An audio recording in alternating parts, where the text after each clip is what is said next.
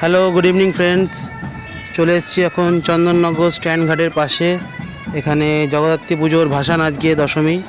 তো আমি ভাসান দেখতে এসেছি আর ভিডিও করছি এখন। শুধু তোমরা যারা আসতে পারোনি বা কোনো সমস্যা আছে, যারা কোনো দিন দেখোনি, তাদের জন্য এই ভিডিওটা করা। তো সবাই দেখতে থাকো, উপভোগ করো আর লাইক কমেন্ট করো প্লিজ। দেখতে থাকো।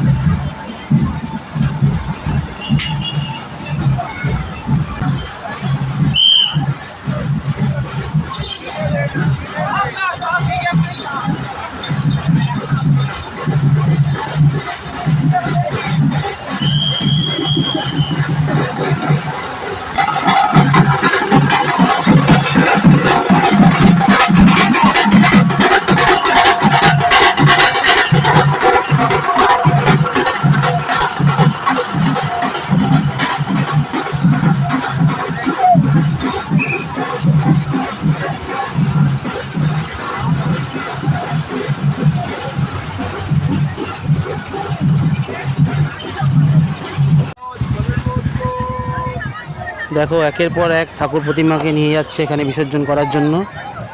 দেখতেই পাচ্ছ কত লোক দেখছে এখানে বসে বসে। এই সাইডে একটু জায়গা নেই দাঁড়ানোর, যে এত লোক এখানে বসে বসে সারা রাত বসে এখানে থাকবে, ঠাকুর দেখবে। তো তোমরাও চলে আসো, এভাবে বসে দেখতে পারবে, খুব সুন্দর লাগবে। তো দেখতে থাকো।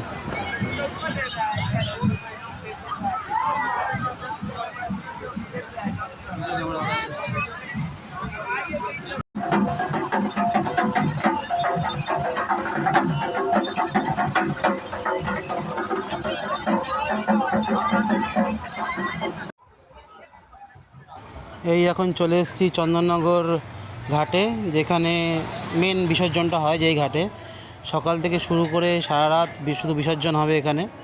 আর দেখতেই পাচ্ছ জল অনেকটা কম।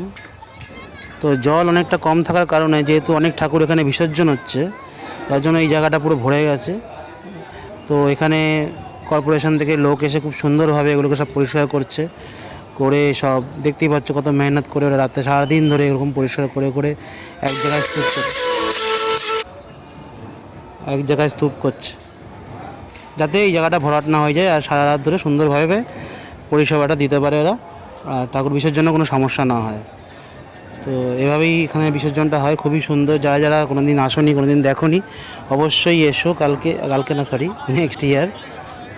কেননা ঠাকুর দেখতে তো খুবই ভালো লাগে, সবারই ঠাকুর দেখতে ঘুরতে ভালো লাগে, কিন্তু এই বিসর্জন দেখতে যে কতটা ভালো লাগে সেটা তুমি নিজের চোখে না দেখলে বিশ্বাস করতে পারবে না। তো পরের বার অবশ্যই চলে এসো। দশমীর দিন এখানে বিসর্জন হয়, যেদিনকে দশমী হয় সেদিনকেই বিসর্জন হয় অ্যাকচুয়ালি। আমি তো বিসর্জন দেখছি, সারা রাত দেখবো, আজকে রাতভর এখানে বিসর্জন দেখবো, এনজয় করব, আর তোমাদেরকেও দেখাবো, লাইভ করব কিছুক্ষণ পরে। তো টাটা, এখন সবাই দেখতে থাকো আর লাইক কমেন্ট করো।